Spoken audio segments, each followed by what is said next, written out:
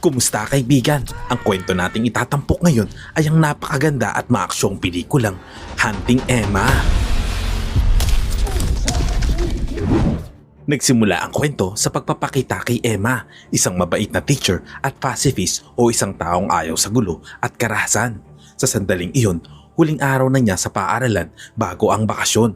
Ngunit dahil may problema siya sa kanyang nobyo, nagpasya siyang magbakasyon sa lugar ng kanyang ama.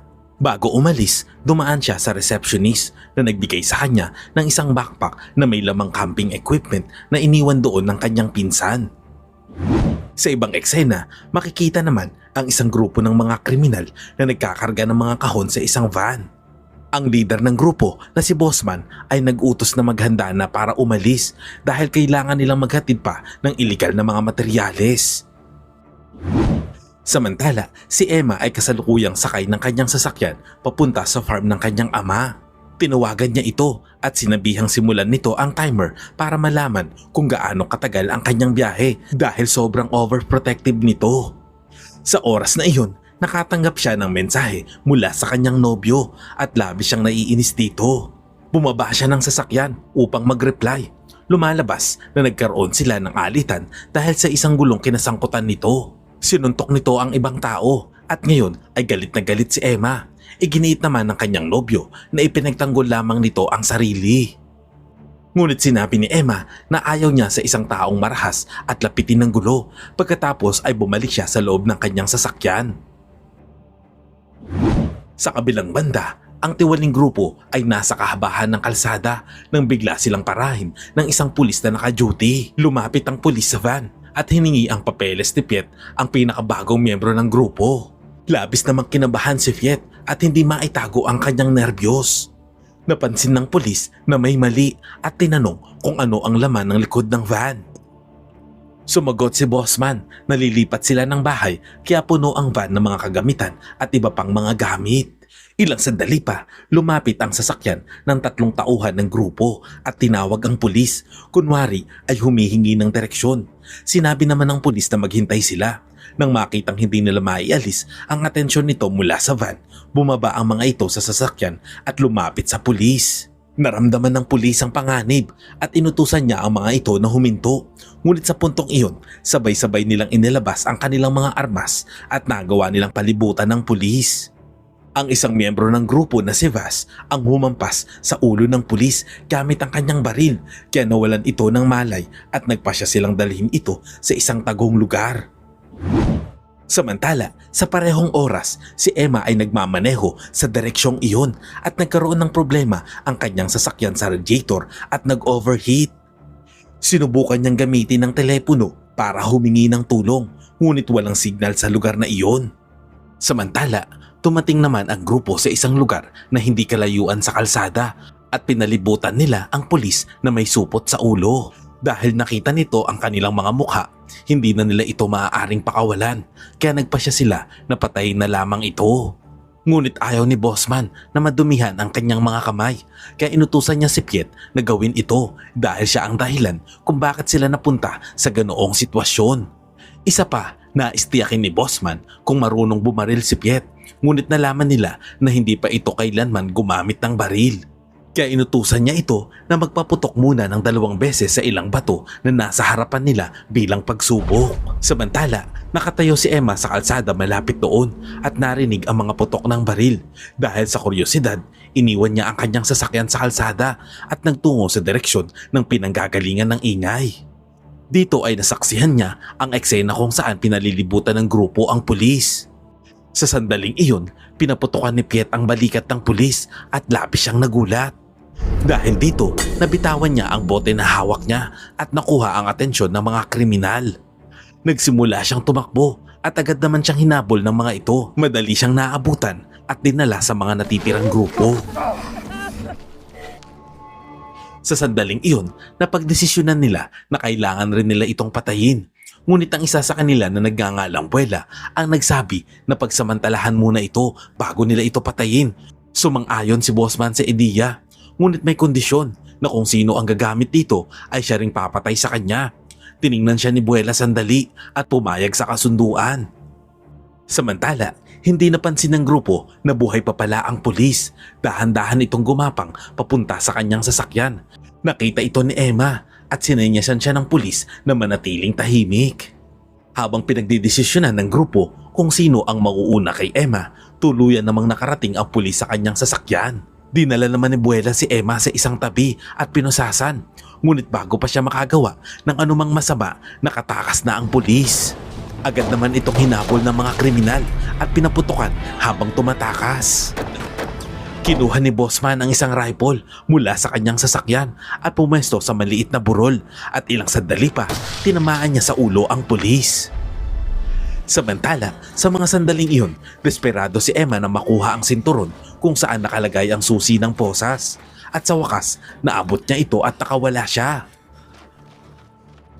Habang tumatakbo, naalala niya ang mga itinuro sa kanya ng kanyang ama noong bata pa siya kung paano ipagtanggol ang sarili.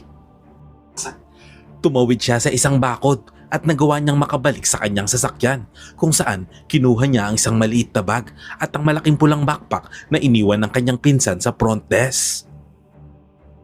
Samantala, nadiskubre naman ni Buwela na nakatakas na si Emma. Galit na galit si Bossman dahil mapapahamak sila kung hindi nila mapapatay ang babae. Inutusan niya ang lahat na maghanap ng sabay-sabay at gumamit ng mga radyo para makipag-ugnayan. Sa ibang eksena, nag-aalala naman ang ama ni Emma dahil dapat ay nakarating na ito sa sandaling iyon. Kahit text message ay wala pa siyang natatanggap.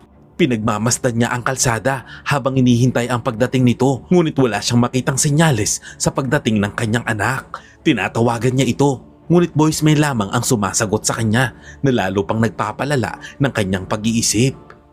Lingid sa kanyang kaalaman, sa mga sandaling iyon, si Emma ay nagtatago at nakakaramdam ng matinding takot at kaba. Nagsimula itong umiyak, takot na takot sa maaaring mangyari sa kanya. Ilang sandali pa, kumalma ito at nagsimulang maghalongkat sa kanyang backpack, naghahanap ng anumang maaaring makatulong sa kanyang sitwasyon. Samantala, natagpuan ng 6 na kriminal ang sasakyan ni Emma at hinalughog ang kanyang mga gamit. Nahanap nila ang kanyang mga papeles at nalaman ang kanyang personal na impormasyon. Hindi nagtagal, natukoy nila kung saan patungo ang kanyang mga bakas at agad nila itong sinabi kay Bossman. Habang naglalakad, napagtanto ni Emma na nag-iiwan siya ng malinaw na bakas na maaaring sundan ng grupo. Kaya nang makita niya ang isang burol sa di kalayuan, naisip niyang gumawa ng mga peking bakas sa iba't ibang direksyon upang malito ang mga humahabol sa kanya.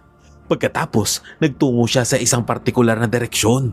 Samantala, isang lokal na magsasaka ang nakakita sa sasakyan ni Emma. Sinuri niya ito at nakita ang mga papeles na naroon.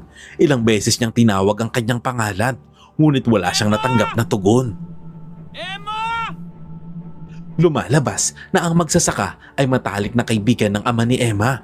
Nang wala siyang makitang tao sa paligid, pumunta siya sa lugar na may signal at tinawagan ng ama ni Emma.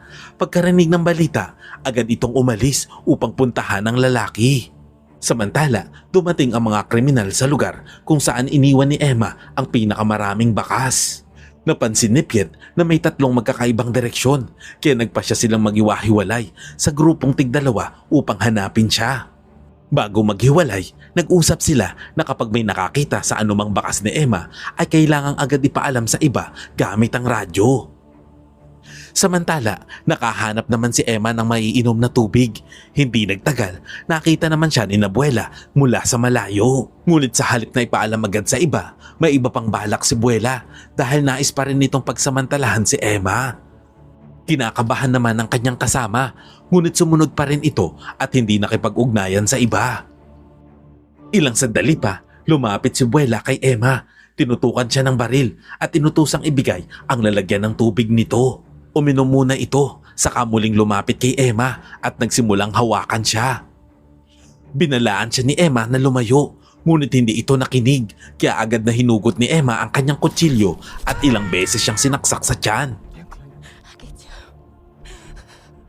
Dito ay napagtanto niya na tama ang kanyang ama tungkol sa karahasan. Samantala, Dumating na ang kanyang ama at sa pagtingin sa mga bakas, napagtanto nitong tumakas si Emma at hinahabol ng 6 na lalaki. Sinabi niya sa magsasaka na mula pagkabata ay sinanay na niya si Emma. Ngunit nang minsang makabaril ito ng hayop, napagtanto nitong nagkamali siya. Mula noon, palagi nang iniiwasan ni Emma ang karahasan. Samantala, pumunta ang isa pang miyembro ng grupo upang tingnan ang nangyari at napansin niya na patay na si Buwela. Agad niyang binalahan ng iba. Sinabing nahuli ni Buwela si Emma, ngunit nagkamali ito at namatay. Sa mga sandaling iyon, narinig ni Emma ang buong usapan sa radyo ni Buwela at agad siyang tumakas. Isa sa mga kriminal ang nagsimulang humabol sa kanya. Nagalit si Emma at binalaan ng iba gamit ang radyo tungkol sa pagkamatay ng kanilang kasama. Sinabi niyang naririnig niya ang mga ito at tumawag na siya ng mga pulis. Dagdag pa niya na halos 2 oras pa ang layo nila mula sa kanilang mga sasakyan kaya dapat na silang tumakas. Gayunpaman, wala pa ring balak ang grupo na hayaan siyang mabuhay kaya hinamon sila ni Emma na hulihin siya. Isa sa mga miyembro ng grupo ang patuloy na sumusunod sa kanyang bakas nang bigla siyang binato ni Emma ng malaking bato sa ulo. Sa pag-aakalang patay na ito, bumaba siya. Ngunit habang papaalis na siya, hinawakan siya nito sa paa at sinimulang sakalin. Naabot naman ni Emma ang baril sa tabi niya at pinaputukan ito. Narinig ng iba ang putok at tinanong nito sa radyo kung ano ang nangyayari. Sumagot siya na napatay na niya ang pangalawa at 4 na lamang silang natitira. Samantala, nagsimulang makaramdam ng matinding sakit ang mga kriminal dahil uminom sila ng kontaminadong tubig. Ngunit inutusan sila ni Bossman na isantabi ang sakit at magpatuloy sa paghahanap.